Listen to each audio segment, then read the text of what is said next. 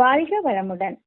திருமணங்கள் நிச்சயிக்கப்படுவது கருமையத்திலா கல்யாண மாலை அரங்கத்திலா என்ற தலைப்பில் உரையாடல் வடிவில் சிந்திக்க இருப்பது அருள்நிதி ஷர்மிளா தனசேகரன் மற்றும் அருள்நிதி ராஜேஸ்வரி மோகன். வாழ்க வளமுடன். அம்மா, இந்த காலத்துல எல்லாம் பெரும்பாலும் திருமணங்கள் கல்யாண மாலை அரங்கத்துலதான் நிச்சயிக்கப்படுது. ஆனா நீங்க என்னடான்னா அவங்கவுங்க கருமையத்துலதான் நிச்சயிக்கப்படுது அப்படின்னு சொல்றீங்களே, கொஞ்சம் விளக்கமா சொல்லுங்கம்மா. கருமையத்துலதாம்மா நிச்சயிக்கப்படுது திருமணங்கள். மகரிஷி ரொம்ப அற்புதமா சொல்றாங்க. என்னன்னு கேளுங்கப்பா. எத்தகு தாய்க்கும் தகப்பனுக்கும் கருவாக அமைஞ்சு தன் வாழ்க்கையில எத்தகைய இன்பம் துன்பத்தை அனுபவிக்க வேண்டும் என்ற அமைப்பு இருக்கின்றதோ அத்தகு உடலைத்தான் உங்கள் தாய் வயிற்றில் உங்கள் உயிரானது அடிமன நிலையிலிருந்து கட்டி கொண்டது. இதைத்தான் ஒரு பாடல்ல நந்தவனத்தில் ஓராண்டி அவன் 4 மாதமாய் குயவனை வேண்டி கொண்டு வந்தான் ஒரு தோண்டி அதை கூத்தாடி கூத்தாடி போட்டுடைத்தாண்டி என்று பாடுகிறார் ஒரு சித்தர். ஏமா, இந்த உயிரானது உடல்ல 4 மாதமா அதான் 10 மாதமா கட்டிக்குள்ள எடுத்துக்குது. அது சரிங்கம்மா. அது என்ன கூத்தாடி போட்டு உடைக்கிறது? அதாவது கூத்தாடி அப்படின்னா உலக அனுபவங்கள்ல அளவுக்கு மிஞ்சி ஈடுபட்டு போட்டு உடைத்தான் அழித்து கொண்டான் அப்படின்னு அர்த்தம்மா. ஓ, அப்படியா? சரிங்கம்மா. கருவமைப்பு தான் வாழ்க்கை துணையை தேர்ந்தெடுக்குது, திருமணங்கள் நிச்சயிக்கப்படுறது கருமையம் தான் நிச்சயிக்குது அப்படின்னு சொல்றீங்களே, அது எப்படிமா? கொஞ்சம் தெளிவா சொல்லுங்க கேட்போம். எப்படின்னா, கருவமைப்பை கொண்டும் பிறந்த பின்னர் இதுவரை நீங்க அமைச்சு கொண்டுள்ள மனதின் தரத்தை கொண்டும் உங்களுக்கு வாழ்நாள்ல என்னென்ன இன்பம் துன்பம் வர வேண்டுமோ அதனை உங்கள் வாழ்க்கையில சரி பங்கேற்று செயல்படுத்த ஒரே ஒருவரால் தான் ஈடு கொடுக்க முடியும். அந்த ஒருவரை உங்கள் உயிரே அடிமனமே தெரிந்து தேர்ந்தெடுக்குதுமா. அது சரிங்கம்மா.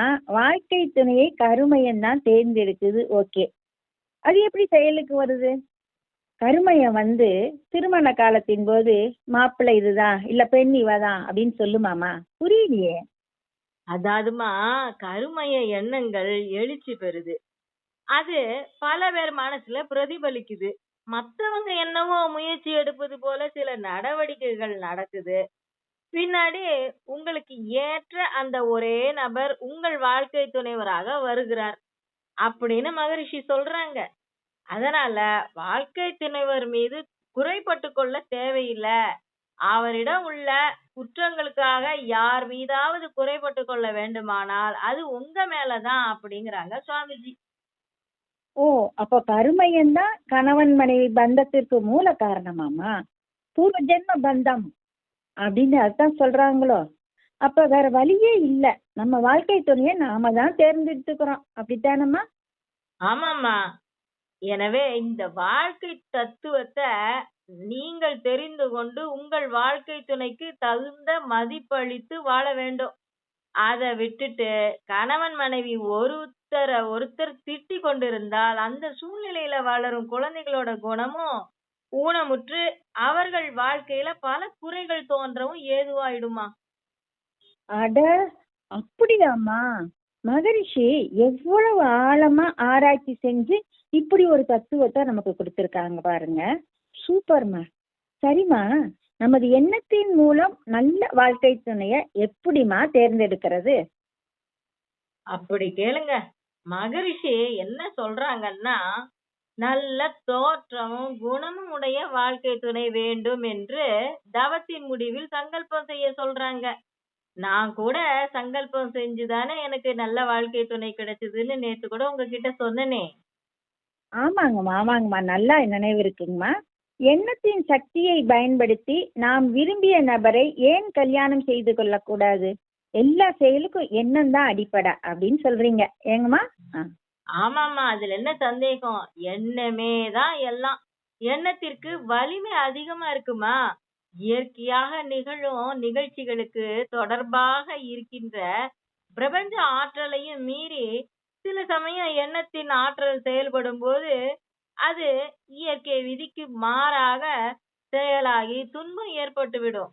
பல்லாயிரம் பேராக கூடிய மனித சமுதாயத்தின் கருத்து பதிவுக்கு எவரேனும் எதிர்ப்பா செயலாற்றினால் பெரும்பாலும் தீமையே விளையும்.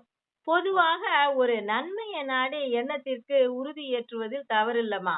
ஆனா குறிப்பாக இன்ன முறையில நடைபெற வேண்டும் என்று நினைப்பதில், அதற்காக மனோசக்தியை பயன்படுத்துவதில் சில சங்கடங்கள் விளையுமா? ஓ, அப்படியாம்மா? இப்படியெல்லாம் கூட சங்கடம் விளையுமா? எண்ணத்தின் வலிமையும் சில விதிகளுக்கு உட்பட்டு இயற்கை நியதிப்படிதான் செயலாகும். விதியை மதியால் வெல்லலாம் அப்படிங்கிறாங்க. ஆனா விதி வலியது. புரிஞ்சுதுங்கம்மா. அம்மா, காதல் திருமணத்தை பற்றி மகரிஷியோட கருத்து என்னம்மா? அதாவது ஒரு பருவமடைந்த ஆணோ பெண்ணோ எனக்கு நல்ல குணமும் தோற்றமும் உள்ள வாழ்க்கை துணை அமைய வேண்டும் என விரும்பினால் அது தவறில்ல. குறிப்பிட்ட நபரை நினைச்சு அவர்தான் என் வாழ்க்கை துணையாக அமைய வேண்டும் என்று விரும்புவது நல்லதல்ல. இயற்கை விதியும் மக்கள் பலரின் நினைவும் இந்த எண்ணத்திற்கு வேறுபட்டிருந்தாலும் சில சமயம் விரும்பியவாறே நடந்துவிடும். ஆயினும் வாழ்க்கை முழுமையும் நிறைவும் கிட்டாமல் போகலாமா? இயற்கை விதியும் சமுதாய கருத்தும் ஒத்து போனா காதல் வாழ்க்கை வளம் பெறுமா? கொஞ்சம் விளக்கமா சொல்லுங்கம்மா. நிச்சயமாமா. இயற்கை விதி எல்லாவற்றையும் விட மீறிய சக்தி உடையது. அதற்கு அடுத்து சமுதாயத்தின் மக்கள் கருத்து பதிவு. இவ்விரண்டுக்கும் ஏற்றபடி தனி மனிதன் கருத்தும் முயற்சியும் செயல்பட்டா வெற்றி எளிதில் கிட்டுவதோடு அதன் விளைவுகள் வாழ்வின் நிறைவை தரும். இயற்கை சமுதாயம் இந்த ரெண்டு சக்திகளுக்கும் எதிர்ப்பாக ஒரு தனி மனிதன் எண்ணம் செயல்பட்டுருச்சுன்னா வெற்றி எளிதில் கிட்டாது. அப்படியே கிட்டினாலும் அதை அடுத்து பல முரணான விளைவுகள் உண்டாகும். இந்த ஆராய்ச்சியின் முடிவில் தான் பொதுவாக பயன் தரக்கூடிய சங்கல்பத்தை உருவாக்கினேன்னு அருள் தந்தை சொல்லியிருக்கிறாங்கம்மா. சங்கல்பமா? அது என்னம்மா? அதுதாம்மா உடல் நலம், அறிவோடு செல்வம், கீர்த்தி உயர்வடைந்து மென்மேலும் சிறப்பாய் வாழ்வேன் என்பதுதாம்மா. ஓ, ஆமாம்மா. இந்த கருத்தை அருள் தந்தையோட வாழ்க்கை விளக்கம் புத்தகத்துல படிச்ச என்னோட தோழியோட அனுபவத்தை ஒண்ணு நான் சொல்றேன் பாருங்கம்மா. என்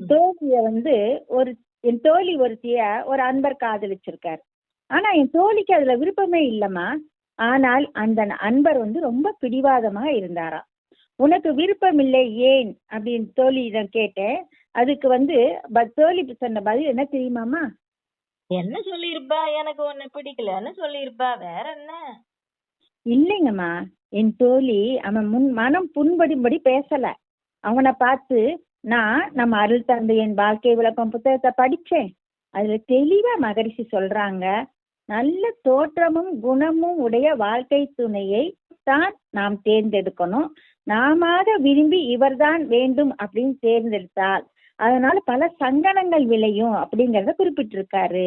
அதன் காரணமா நான் இறைநிலை கிட்ட என்னோட வாழ்க்கை துணையை தேர்ந்தெடுக்கும் பொறுப்பை விட்டுட்டேன்.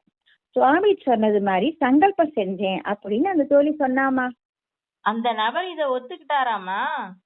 அவசரப்படாதீங்கம்மா. பிறகு அந்த நண்பரை நினைச்சு தினமும் வாழ்த்திக்கிட்டே இருந்தா.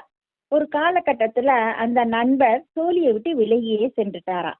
இப்ப அந்த தோழிக்கு நல்ல வாழ்க்கை துணை அவர் சங்கல்பத்துக்கு ஏற்ற மாதிரியே கிடைச்சிருச்சு.